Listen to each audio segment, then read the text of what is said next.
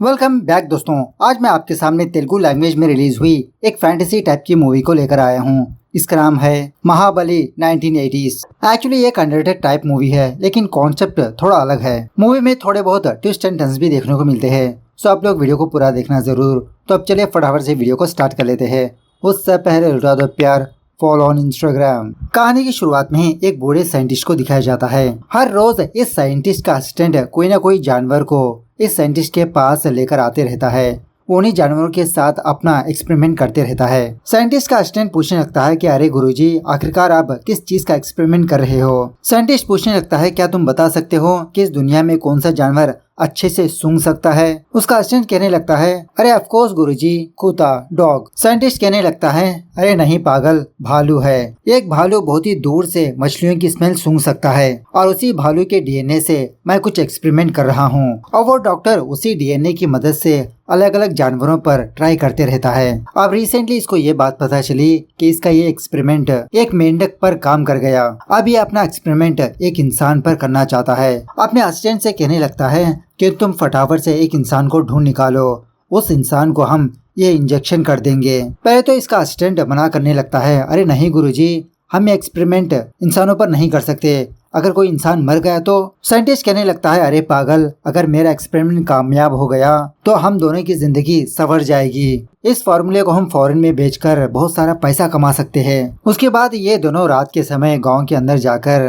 कोई ना कोई बंदे को तलाश करते रहते हैं। फाइनली इन दोनों को एक बंदा नजर आ ही जाता है। उस बंदे को चकमा देकर वो साइंटिस्ट उस बंदे को इंजेक्शन कर देता है। इंजेक्शन करते ही वो बंदा बहुत तड़पने लगता है। ये देखकर वो असिस्टेंट डर के मारे उस साइंटिस्ट को यहाँ से ले जाने लगता है। अरे गुरुजी, फटाफट से यहाँ से चलिए, लगता है ये बंदा मर जाएगा, कहीं गांव वाले हमें ना देख ले। लेकिन वो बंदा एक्चुअली मरता नहीं, इसकी बॉडी के अंदर काफी सारे चेंजेस आने लगते हैं। थोड़ी देर के बाद जब एक गांव की लड़की वापस अपने घर पर जा रही होती है तो वो बंदा स्मेल सूंघते हुए इस लड़की के पास आकर इसके साथ अत्याचार करने लगता है। बाद में वो बंदा ऐसे ही तालाब के पास जाकर उस तालाब में गिरकर मर जाता है। खराब सुबह होने के बाद उस लड़की की माँ को इसके अत्याचार के बारे में पता चलने पर उल्टा उसकी माँ इस लड़की को बहुत डांटती रहती है।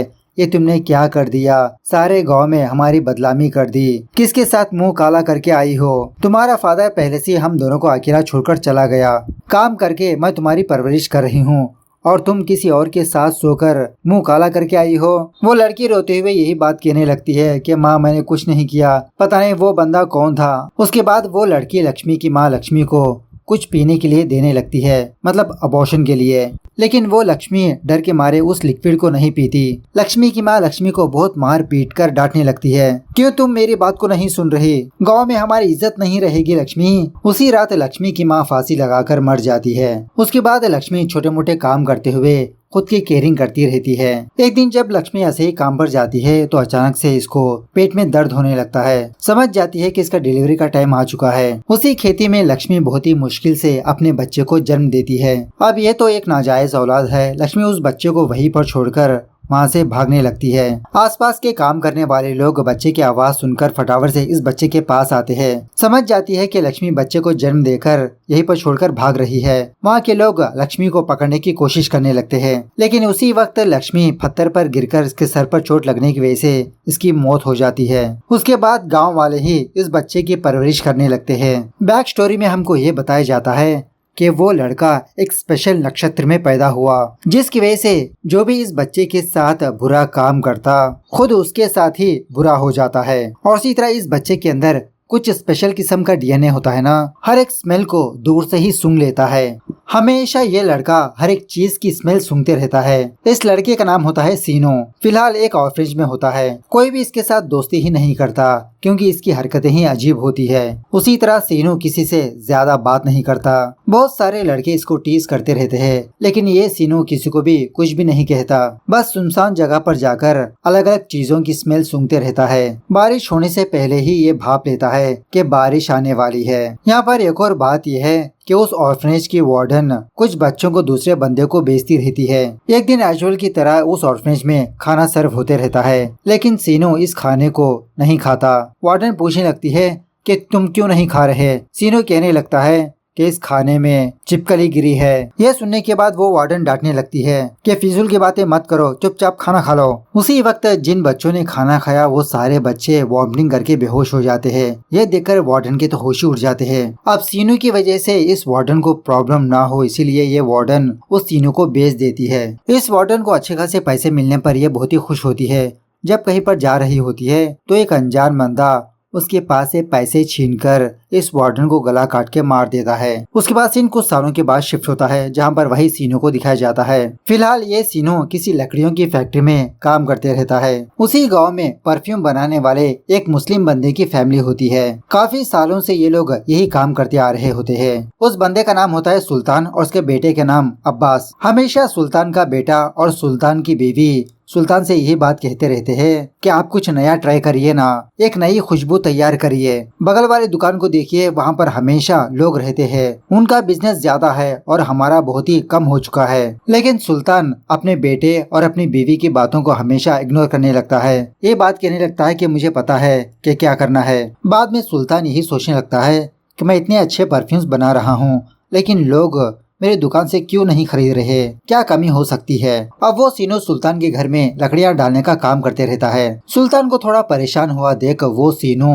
सुल्तान के घर के अंदर आकर एक नई परफ्यूम को बनाने की कोशिश करने लगता है। मतलब वहाँ पर काफी सारे लिक्विड्स होते हैं, कुछ लिक्विड्स को और फूलों को मिलाकर एक नया परफ्यूम बनाने की कोशिश करने लगता है। अब ये सीनू तो पहले से स्मेल्स का दीवाना होता है, एक बहुत ही यूनिक परफ्यूम बनाता है। सीनू की हरकत देखकर वो सुल्तान सीनू को डांट डपट कर वहाँ से दफा कर देता है, बिना उसकी बनाई हुई परफ्यूम की स्मेल सूंघे। लेकिन थोड़ी देर के बाद उस परफ्यूम से बहुत ही अच्छी खुशबू आने लगती है। जब वो सुल्तान उस परफ्यूम को अपने हाथ में लेकर सूंघने लगता है तो इसको एक अलग ही मजा आने लगता है। मतलब मदहोश हो जाता है इस स्मेल को सूंघते ही। अपनी बीवी को ले जाकर सूंघाने पर उसके साथ भी ऐसा ही फील होने लगता है, मदहोश हो जाती है उस खुशबू को सूंघकर। उसके बाद सुल्तान अपने बेटे अब्बास को बुलाकर हल्के से डांटने लगता है कि परफ्यूम बनाना हमारे बाप दादाओं का काम है, लेकिन तुमने एक काम भी ढंग से नहीं किया। उस सीनू को देखो कितना अच्छा परफ्यूम बना के गया। उसी वक्त वो सीनू लकड़ियां लेकर दोबारा सुल्तान के घर पर आता है। सुल्तान सीनू से कहने लगता है, अरे सीनू,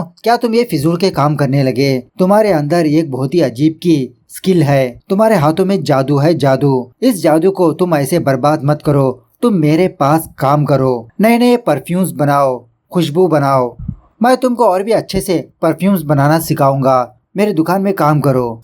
वो सीनू भी मान जाता है। उसके बाद सुल्तान सीनू के ओनर के पास जाकर सीनू को मांगने लगता है, लेकिन सीनू का ओनर कहने लगता है, अरे सुल्तान भाई, मैंने उस सीनू को बहुत पैसे देकर खरीदा था। यह सुनने के बाद वो सुल्तान उस बंदे को कुछ ज्यादा ही पैसे देकर ये सीनू को खरीद लेता है। उसके बाद वो सुल्तान उस सीनू को अपनी छोटी सी फैक्ट्री पर लाकर परफ्यूम्स कैसे बनाते हैं वो सब कुछ सिखाने लगता है। मतलब पहले फूलों से कुछ रस को निकाला जाता है, उस रस में कुछ और लिक्विड को मिलाया जाता है। सीनू ने ऑलरेडी जो लिक्विड्स होते हैं उन लिक्विड्स को मिक्स करके एक परफ्यूम बनाया होता है। सुल्तान ने सोच लिया अगर इसको स्टार्टिंग से सिखाया जाए तो ये सीनू और भी काफी सारे खुशबूदार परफ्यूम्स बना सकता है। सीनू को तो ये लाइफ बहुत पसंद आने लगती है, हर रोज नए नए खुशबू सूंघने को मिलती है इसको। सीनू की वजह से सुल्तान की दुकान बहुत ही अच्छे से चलने लगती है। उन सारे परफ्यूम्स को सुनकर लोग मदहोश होने लगते हैं। खैर उस सुल्तान की दुकान में एक लड़की काम करती रहती है, तो वो लड़की हल्के से उस सीनू पर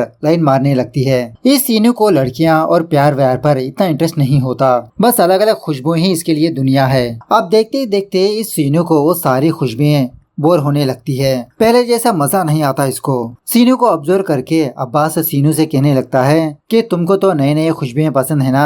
अरे सीनू, असली खुशबू लड़कियों के अंदर होती है, उनकी खूबसूरती उनके तन बदन में होती है। उनकी खूबसूरती को एंजॉय करना ही असली मर्द की निशानी है। तुम कब आगे बढ़ोगे? उस लड़की के साथ थोड़ा आगे बढ़ो, वो भी तुमको लाइक करती है। तुमने अभी तक लड़की का मजा नहीं चखा, हो जाओ शुरू तुम भी। अब शॉकिंगली सीनू अब्बास की बातों को नहीं समझ पाता। ये पागल साला उस लड़की को बर्तन में डालकर पकाने लगता है। एक्चुअली अब्बास ने सीनू से ये कहा था कि उस लड़की के साथ तुम प्यार व्यार करो, कांडवान करो, एंजॉय करो, लेकिन इस पागल को कुछ अलग ही समझ आया, जिसकी वजह से वो उस लड़की को बर्तन में डालकर पकाकर उससे खुशबू निकालने की कोशिश करते रहता है। उसी वक्त सुल्तान सीनू के पास आकर वो नजारा देखकर इसके तो होश उड़ जाते हैं। उस सीनू को बहुत डांटने लगता है कि तुमने क्या कर दिया, ये लड़की सालों से हमारे पास काम करती आ रही है और तुमने इस लड़की को मार दिया। सीनू भी कहने लगता है कि तुमने मुझसे क्या कहा था कि तुम हर रोज मुझे अलग अलग खुशबुएं सुंघाओगे, लेकिन हर रोज मैं वही खुशबुएं सुनकर बोर हो गया, मुझे मजा नहीं आ रहा। सुल्तान कहने लगता है, अरे पागल, लड़की को मार कर कैसे खुशबू आएगी? लड़कियों के साथ प्यार करना चाहिए और उनके पास अलग खुशबू होती है, वो खुशबू निकालना चाहिए, लेकिन तुमने इस लड़की को मार दिया। इसकी जात का कुछ मिरेकल्स बुरे काम करने पर ही मिलती है। चलो तुमको एक ऐसी ही कहानी सुनाता हूँ। इस तरह से पुराने जमाने की एक कहानी सुनाने लगता है इसको। वो कहानी क्या है ये हमको बाद में पता चलेगा।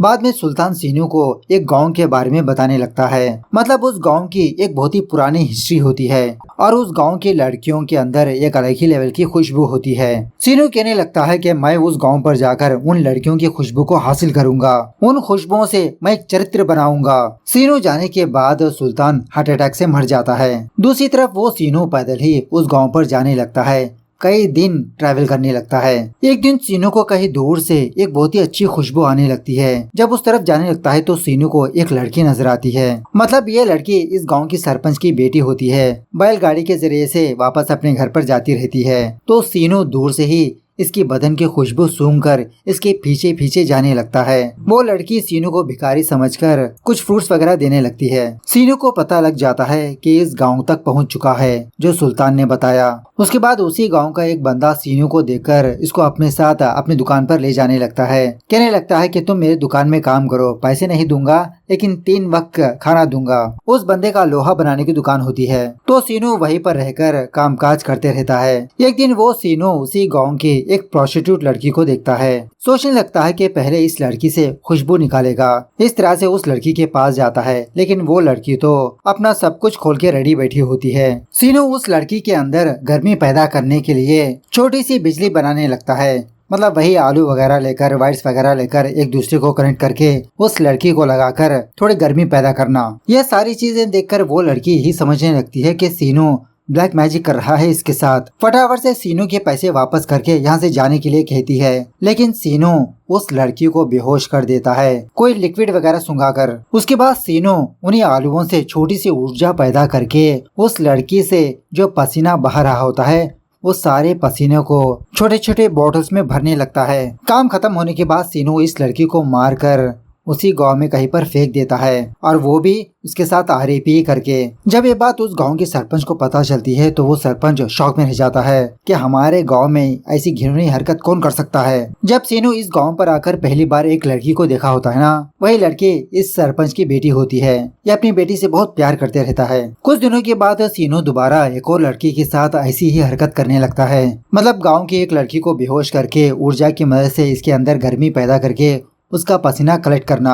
एक दिन उस सरपंच की बेटी और उसकी सहेली केले की बागीचे में ऐसे ही खेलते रहते हैं तो शॉकिंगली वो सीनू उस बागीचे में पहुंच जाता है। सीनू का असली टारगेट होता है उस सरपंच की बेटी का पसीना निकालना। पहले इसको पकड़ने की कोशिश करने लगता है, लेकिन सरपंच की बेटी डर के मारे अपने फादर के पास चली जाती है। मतलब समझ जाती है कि इस बागीचे में कोई है। वो सरपंच अपने आदमियों को बोलकर उस बागीचे में सर्च करवाने लगता है। सीनू को सरपंच की बेटी ना मिलने की वजह से उसकी सहेली को किडनैप कर लेता है। सीनू उस लड़की के साथ भी वही काम करने लगता है, पसीना निकालना। बाद में इसके साथ आरएपी करके उसी बागीचे में मारकर फेंक देता है। वो सरपंच सारे गांव में ढिंडोरा पिटवाने लगता है कि आज के बाद से कोई भी लड़की अकेले घर से बाहर नहीं जाएगी, सारी लड़कियां अपने घर में ही रहो। इसके बावजूद भी वो सीनू अपने काम को नहीं रोकता। एक दिन वो सीनू खुलेआम उस सरपंच की बेटी का हाथ पकड़कर इसका स्मेल सूंघने लगता है। यह चीज जानने के बाद उस लड़की का होने वाला मंगेतर सीनू को किसी जगह पर लाकर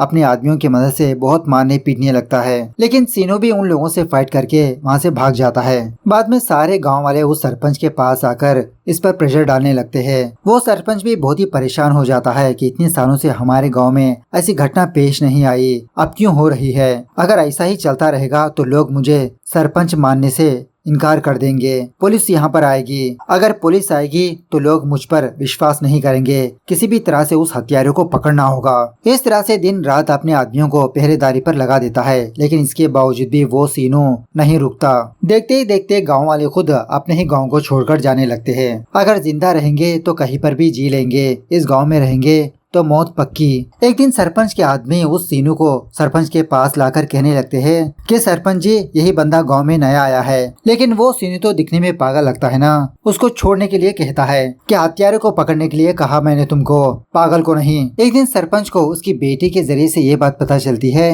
कि कल रात कोई बंदा इसकी बेटी के पास आया था। यह सुनने के बाद सरपंच समझ जाता है कि अगर इसकी बेटी यहीं पर रहेगी तो बाकी लड़कियों की तरह ये भी मारी जाएगी। इस तरह से अपनी बेटी को एक लड़के की तरह बनाकर अपने आदमियों के साथ दूसरे गांव पर ले जाता है अपनी बेटी को सेफली छुपाने के लिए। जब सारे लोग सो जाते हैं तो सीनू इस जगह पर भी पहुंच जाता है चुप चुप के, मतलब उस सरपंच की बेटी की स्मेल को सूंघते हुए। उस लड़की के कमरे में जाकर सेम उस लड़की को भी बेहोश करके इसके बदन से सारा पसीना निकालने लगता है। काम खत्म होने के बाद इसका भी बलात्कार करके मारकर चला जाता है। बाद में वो सरपंच अपनी बेटी की लाश को देखकर बहुत फूट फूट के रोने लगता है। खैर दूसरे दिन वो सीनू किसी जगह पर उन्हीं पसीनों की मदद से एक डिफरेंट खुशबू बनाने की कोशिश करते रहता है। तभी गाँव वाले इसकी हरकतें देखकर इसको अपने कब्जे में ले लेते हैं। बहुत मार पीट कर इसको एक गोडाउन में बंद कर देते हैं। थोड़ी देर के बाद वो अब्बास सीनू के पास आता है, कहने लगता है कि सीनू डरो मत, मेरे पिताजी ने ऑलरेडी तुमको फॉलो करने के लिए कहा था। इतने दिनों से मेहनत करके जो परफ्यूम तुमने बनाई है वो परफ्यूम मुझे दे दो, मैं हमारे गांव वापस जाकर आदमियों को लेकर आऊंगा तुम्हें बचाने के लिए। मतलब सीनू ने ऑलरेडी उस स्पेशल परफ्यूम को बना चुका होता है। अब्बास पूछने लगता है कि इस परफ्यूम को बनाने के चक्कर में तुमने उन सारी लड़कियों को क्यों मारा? सीनू कहने लगता है मैंने नहीं मारा। अब्बास कहने लगता है तुम्हें पता है उन सारी लड़कियों को किसने मारा?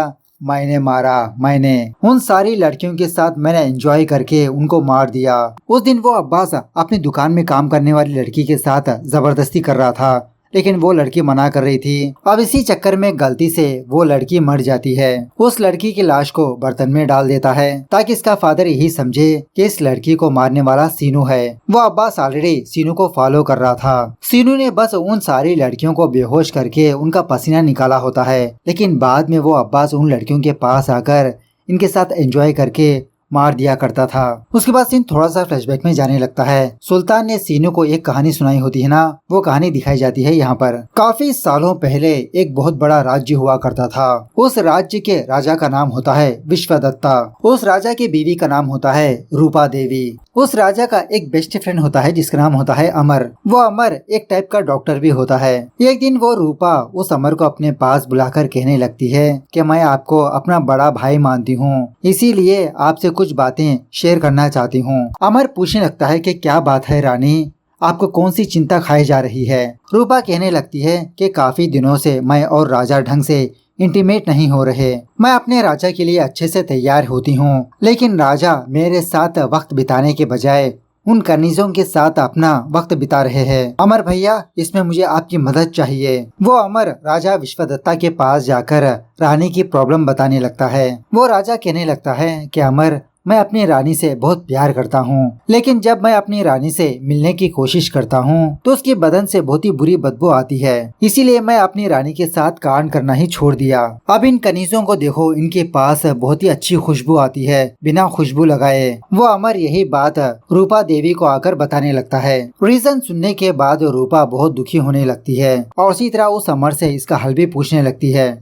अमर कहने लगता है कि एक रास्ता है महारानी, लेकिन वो बहुत ही घिनौना रास्ता है। बहुत सालों पहले एक राजा ने इसके बारे में रिसर्च करके इसका एक सोल्यूशन भी निकाला। उस राजा ने 12 सुंदर लड़कियों को सिलेक्ट किया जिनके बदन से बहुत ही अच्छी खुशबू आती है। उन लड़कियों को एक के बाद एक मारा और मारते समय उनके बदन से जो पसीना निकलता है उन पसीनों को कलेक्ट किया। पूरे शरीर का पसीना कलेक्ट नहीं किया, सिर्फ स्तन, कमर और पैरों का ही पसीना कलेक्ट करके उनको किसी लिक्विड में डालकर अच्छे से पकाया। उस लिक्विड को अच्छे से पकाने के बाद जो भाप आती है उस भाप को कलेक्ट करके अगर किसी पर भी लगाया तो वो हमारे वश में हो जाएगा। उस राजा ने ऐसे परफ्यूम को बनाकर काफी सारे राज्यों को जीता था, वहाँ के सैनिकों को वशीकरण करके। यह सुनने के बाद ये रूपा कहने लगती है कि भैया, आप भी मेरे लिए वो परफ्यूम बनाइए। अमर टोटली मना करने लगता है, नहीं रानी, मैं किसी को मार नहीं सकता।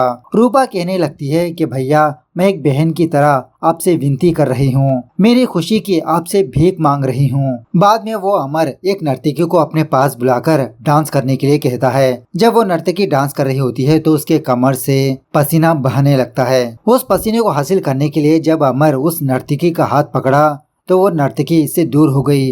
कहने लगी कि मैं सिर्फ आपके सामने डांस कर सकती हूँ, आपकी नहीं हो सकती, मैं सिर्फ राजा की हूँ। इसी प्रोसेस में वो नर्तकी नीचे गिरकर उसकी मौत हो जाती है। अमर उसके बदन से पसीना निकाल लेता है। उसके बाद उस नर्तकी की लाश को किसी नदी में बहा देता है। वो अमर ऐसे ही 2 और नर्तकियों को मार देता है। राजा को ये बात पता चलती है कि नदी में लड़कियों की लाशें मिली है। इसके बारे में इन्वेस्टिगेशन करवाने के लिए कहता है। पता कर लेता है कि ये काम इसके बेस्ट फ्रेंड अमर का है। वो विश्वदत्ता अपने ही फ्रेंड को मार देता है। खैर प्रेजेंट डे पर वो सरपंच उस सीनू को गांव वालों के सामने लाता है। किसी ने हमारे गांव की लड़कियों को मारा। जब गांव वाले सीनू को मारने ही वाले होते हैं तो उसी वक्त अब्बास वहां पर आकर सीनू ने जो परफ्यूम बनाया होता है वो परफ्यूम वहाँ के लोगों पर छिड़क देता है, जिसकी वजह से वो सारे लोग इसके वश में आ जाते हैं। बाद में वो अब्बास सीनू को किसी दूसरी जगह पर लाता है। कहने लगता है कि अगर हम दोनों एक दूसरे के साथ हाथ मिलाएंगे तो बड़े बड़े कारनामे कर सकते हैं।